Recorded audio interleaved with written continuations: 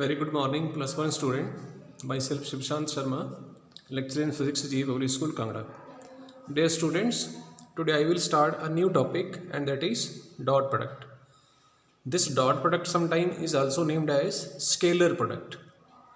Question develop होता है कि डॉट प्रोडक्ट को स्केलर प्रोडक्ट क्यों बोलते हैं।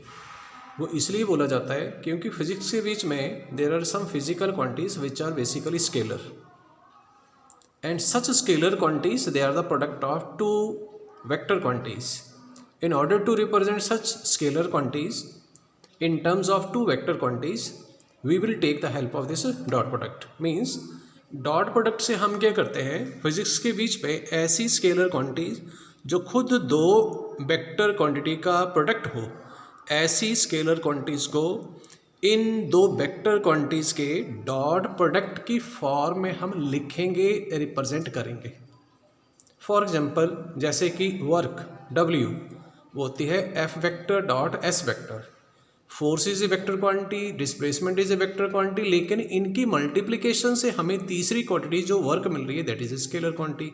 सो दैट्स वाई ऐसी वर्क जो स्केलर क्वांटिटी है वो उसको हम रिप्रेजेंट करेंगे as a dot product of F vector and S vector. Dot product of two vector quantities, let us suppose I am having two vector quantities A and B। तो इन दोनों vector quantity का dot product हम कैसे लिखेंगे, as a magnitude of A vector into component of B vector along the direction of A vector. And इस diagram के accordingly B vector का जो कंपोनेंट A वेक्टर की डायरेक्शन में है वो है O से लेकर के M तक। So that's why A dot B जो है वो होगी A वेक्टर का magnitude into OM। OM that is the magnitude of B vector in the direction of A vector.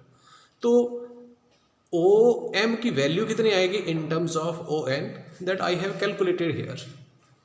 A vector dot B, A vector का magnitude into OM that is a component of B vector in the direction of A vector. तो as per diagram OM over ON that is equal to cos theta, value of ON that is B, so that's why cross multiply करके we will get the value of OM and that will equal to what, B cos theta. So that's why अगर मैं B vector का ये component जो A vector की direction में OM है अगर मैं इसमें अप्लाई कर दूँ then I will get a dot product equal to what, A vector dot B is equal to AB cos theta.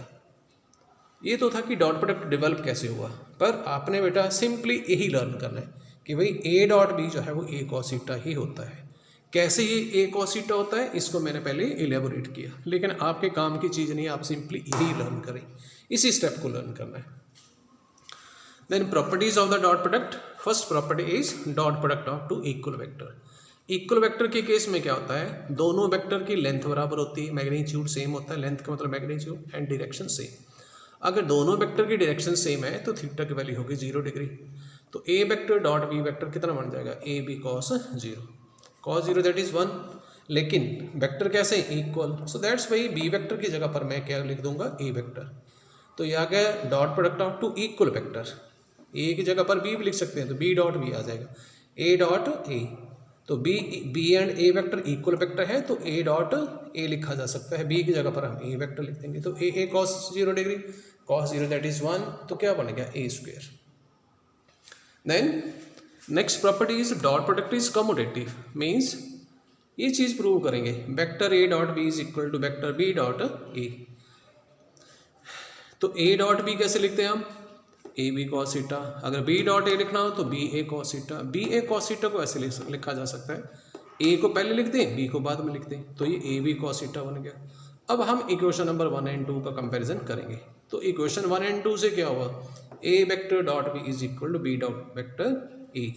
This dot product is called commutative, means चाहे A को पहले लिख दें या फिर B को पहले लिख दें, डॉट प्रोडक्ट के केस में इट डजंट मैटर।